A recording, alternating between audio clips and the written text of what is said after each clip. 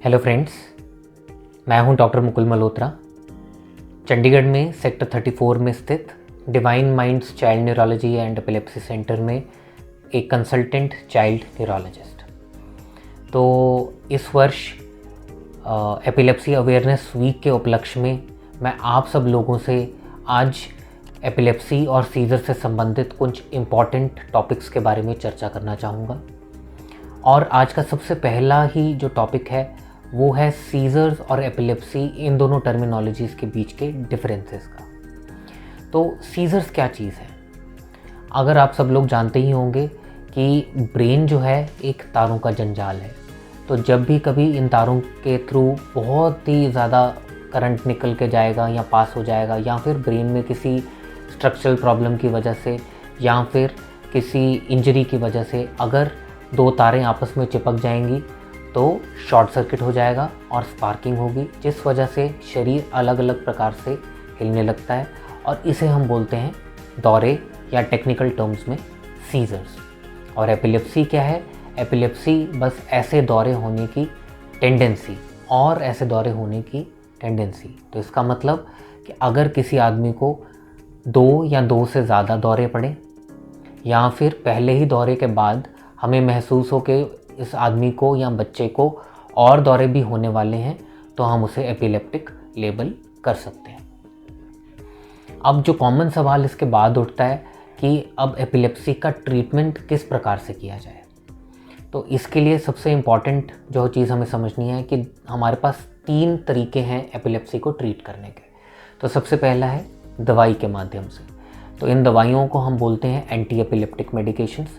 और अभी हमारे पास एज ऑफ नाउ 8 से 10 एंटी एपिलेप्टिक मेडिकेशंस हैं जो मार्केट में अवेलेबल हैं, जो अलग अलग प्रकार के दौरों के लिए हम यूज़ करते हैं और उनके कुछ फ़ायदे और कुछ नुकसान होते हैं। दूसरा जो रास्ता है वो है हमारा डाइटरी मैनेजमेंट। और ये जो डाइटरी मैनेजमेंट है ये बाइबल के ज़माने से प्रचलित है।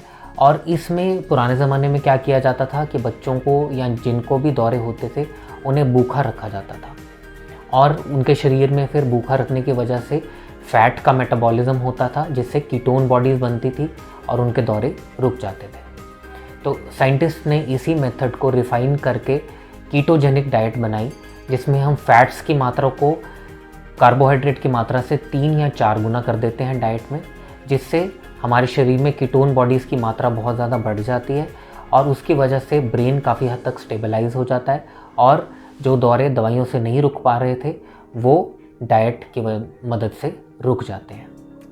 और तीसरा मेथड है सर्जिकल मैनेजमेंट, जहाँ पे भी दौरे बिल्कुल रुक नहीं रहे और ब्रेन के सिर्फ एक ही स्पेसिफिक हिस्से में कुछ गड़बड़ है, तो वहाँ पे हम सर्जरी की मदद ले सकते हैं, जहाँ पे हम उस ख़राब हिस्से को चाहें तो अलग भी कर सकते हैं और चाहे तो उनको अलग करके बाहर निकाल भी सकते हैं। तो हमारे पास ये 3 तरीके अवेलेबल हैं एपिलेप्सी को ट्रीट करने के। बट सबसे बड़ी प्रॉब्लम ये है कि हमारे समाज में बहुत सारी भ्रांतियाँ या मिसकंसेप्शंस या मिथ्स फैली हुई हैं एपिलेप्सी से रिलेटेड।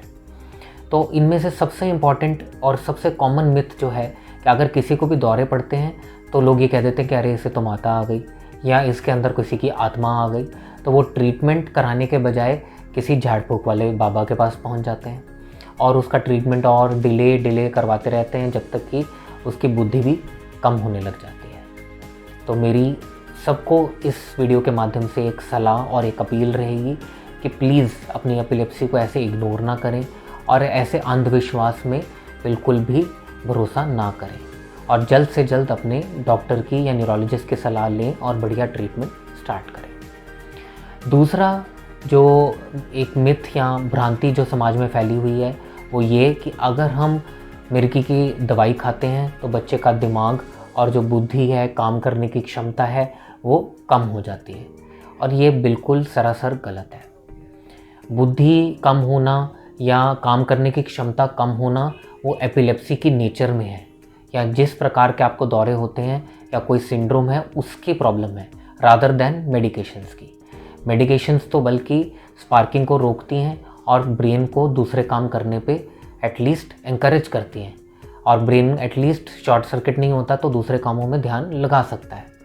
बट अगर कॉन्टिन्यूसली शॉर्ट सर्किट होता रहेगा तो बुद्धि अपने आप ही कम होती जाएगी। और तीसरी जो मोस्ट कॉमन भ्रांति हमारे समाज में फैली हुई है कि जो एपिलेप्सी वाले लोग हैं वो नॉर्मल जीवन नहीं बिता सकते। तो इसीलिए ये लोग क्या करते हैं कि अपने डायग्नोसिस को हर जगह छुपाते हैं। आधे लोगों को बताते भी नहीं कि वो दवाई खा रहे हैं। कई बार जो लड़कियां जिनकी शादी होने वाली होती है तो वो छुपा भी लेती हैं कि वो ऐसे मिर्गी की दवाई खा रही हैं। तो मैं सबसे यही कहना चाहूँगा कि अगर आप एपिलेप्सी को सही टाइम पे सही दवाई से और सही डोज में अगर इलाज करवाएं तो आप बिल्कुल नॉर्मल जीवन जी सकते हैं। 3 साल अगर दवाई की मदद से मिर्गी रुकी रहे तो 90% लोगों में वो वापस नहीं आती। तो अगर हम सही तरीके से दवाई करें, सही अपने डॉक्टर की सलाह लें और उनकी सलाह को अच्छे तरीके से मानें तो हम एक नॉर्मल जीवन, एक एपिलेप्सी का जो इंसान है वो एक नॉर्मल जीवन जी सकता है। साथ साथ में अगर हम एक अच्छा लाइफस्टाइल भी अपनाएं तो हम एक अच्छा जीवन व्यतीत कर सकते हैं एपिलेप्सी के साथ भी। तो इस वीडियो के एंड में मैं आप सबको एक ही अपील करना चाहूँगा कि आप सब लोग जो भी एपिलेप्सी से ग्रस्त हैं या पीड़ित हैं या आपके आसपास के लोग जो कोई भी एपिलेप्सी से ग्रस्त हैं उनको प्लीज़ अपने न्यूरोलॉजिस्ट की सलाह लेने के लिए ज़रूर प्रेरित कीजिए। और बच्चे जो हैं वो स्पेसिफ़िकली पीडियाट्रिक न्यूरोलॉजिस्ट की सलाह ज़रूर लें ताकि एपिलेप्सी जल्द ही जल्द कंट्रोल में आ सके और साथ में जो बच्चे हैं या बड़े लोग हैं जो एपिलेप्सी से ग्रस्त हैं वो एक नॉर्मल जीवन व्यतीत कर सकें। Thank you.